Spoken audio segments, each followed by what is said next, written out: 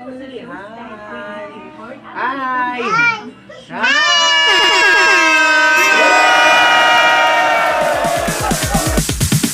Sorry, it's DJ.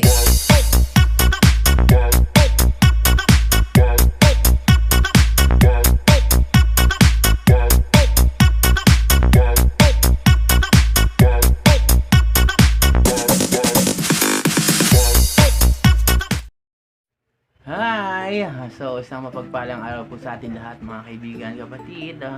Andito naman po ulit tayo sa ating channel upang aking ibahagi sa inyo ang aking mga kaalaman at sigurado naman kapupulutan nyo ng inyong aral. So, ito ang aking ituro sa inyo ngayon, yung how to fix your sofa or couch nang hindi ka na magbabayad. Diba? Nang malaking halaga kapag ikaw ay nagpagawa. So, ito.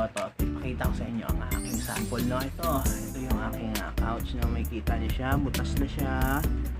Butas na. And then, labas na ang pako. Ayan. So, kapag kayo po ay nagpagawa niya, abutin po kayo ng sabihin natin, mababa yung 2,000. Pero kadalasan talaga, abot yan ng mga 4,000. So, start na po tayo. Ituturo ko lang sa inyo and then panoorin nyo na po step by step kung ano ating mga kailangan at sa akin pong ituturo sa inyo kung ano ang ating gagawin. Okay? Let's proceed! A few moments later. So, ito na po tayo.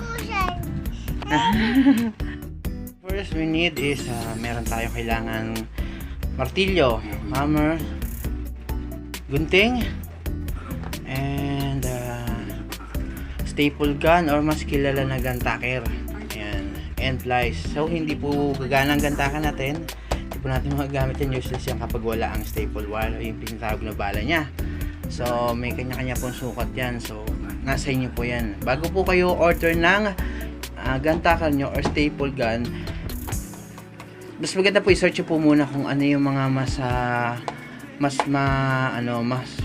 mabiling size ng staple wire niya bawat na gun tacker, kasi may mga bala po yan na naayon sa kanyang sukat. Yan. So kung gagamit po kayo, bibili kayo ng staple gun nyo, make sure na madali lang din hanapin yung mga bala niyan. Okay? So game po, start na po tayo para magawa na po natin, no? Step by step po tayo. Tignan nyo lang po kung ano mga gagawin natin, no? So let's start. So ang una po natin gagawin ay taob po natin ang ating couch.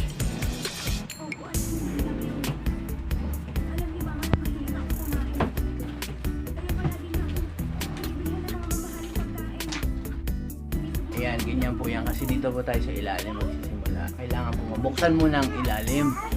Ayan, so una tanggalin mo yung mga paa niya. Kaya tayo may martilyo para dyan sa mga yan, no? Okay, so start na tayo. Tanggalin na muna natin lahat to, ha. Itong cover. Okay, game.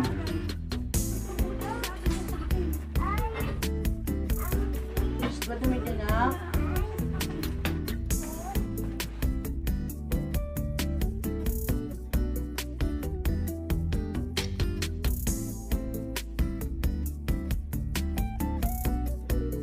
So, natanggal na po natin yung mga braces niya, mga paa niya. So, diretso na po tayo sa cover niya dito sa ilalim. Napapansin niyo po meron po siya mga ng mga gantakar. Ayun po nga alisin natin. So ayan, dyan po natin gagamitin yung wire at saka gunting. Yan. Nakikita niyo po siya, diba? Alisin po natin ang buo yan. Hanggang sa yung buong cover niya is maalis po natin yan. Kailangan lumitaw yung ibabaw niya. Kailangan matanggal natin yung cover. Lahat ng cover, tanggal yan. Para makita natin yung gagawin dito. So, start tayo, ha. Dito naman po tayo. Proceed na tayo dito. And the next is yung mantle niya. Okay? Okay. Let's go. Ayan, no. So, nabuksan na po natin siya, no. Buksan na natin. Pero, ayan, nakita ko agad yung diferensya. So, dito po tayo magde-decide kung kailangan pa ba natin tanggalin ng buo or hindi na kailangan. Kasi, minsan kahit hindi mo natanggalin yung buong cover niya, ito yung mga cover niya,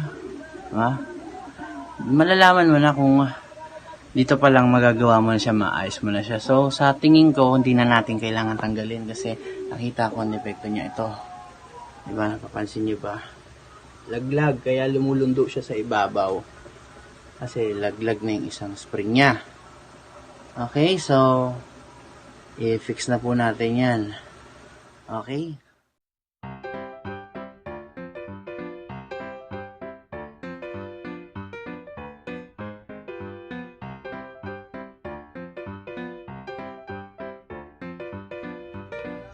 Ayan, okay na. Ayan, okay na siya. Ayan siya.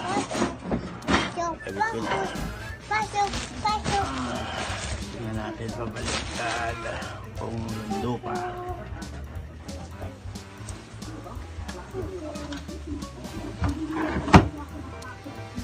Ayun, namangat na. Lundo.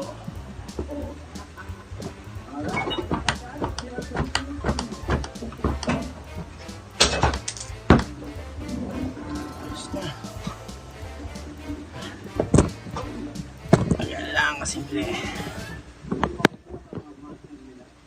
So, lock na natin ulit.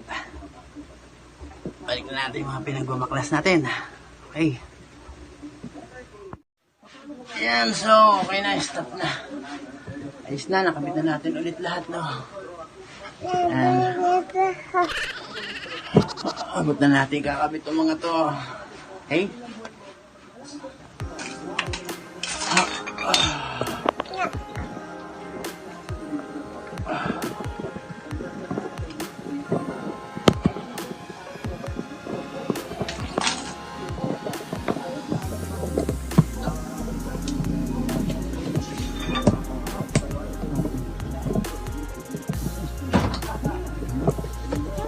Okay.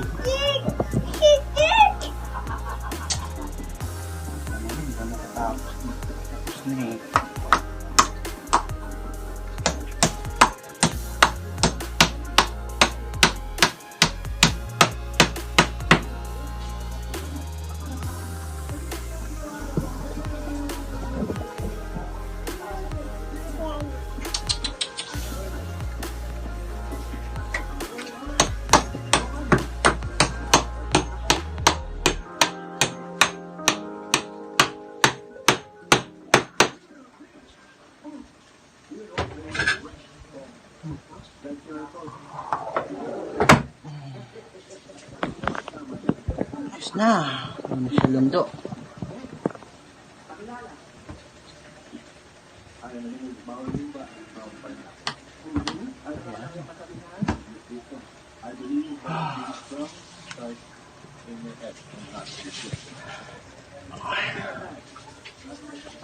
Ayan o. So, relax simple no. Medyo mababa lang yung oras na kinailangan pero kailangan talaga. So, isa siya no. Ayan. Hindi na lalim, hindi pa yung ganyan. Makakita siya. Yung butas talagang hindi na mawawala yan. Matatak pa naman yan pag nagpagawa ng cover eh. Okay? So, nagawa na natin yung ating sofa, no? At siguro naman po ay nasubaybayan nyo step by step at saka yung pinaka-easiest way na paraan na kung kailangan mabambaklasin o hindi na, di ba? So, pinakita ko sa inyo na hindi na kailangan pahirapan yung sarili nyo kapag once na kaya na mga ayusin kapag nasa ilalim lang ang bukas. So, siguro naman I hope na may natutunan kayo sa aking video tutorial. Sa tutorial kong to is malaking bagay ito para hindi na kayo gumastos ng malaking pera. So sa ngayon no, hanggang dito lang po muna tayo. Sana po lahat kayo ay nakasubscribe. I hope na like ng video.